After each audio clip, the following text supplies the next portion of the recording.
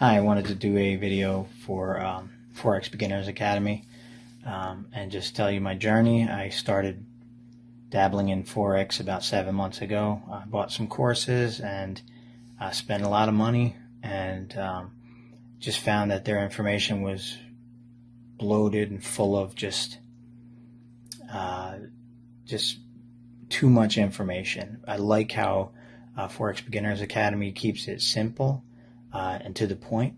It, no BS, just lets you know what's important on the charts.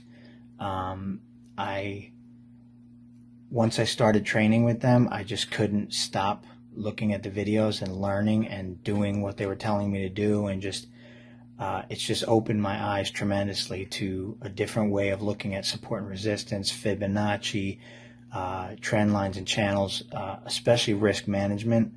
And it also opened my eyes to the fact that you don't need to start big. You start small and gradually work your way up to becoming successful in this business. I love TradingView.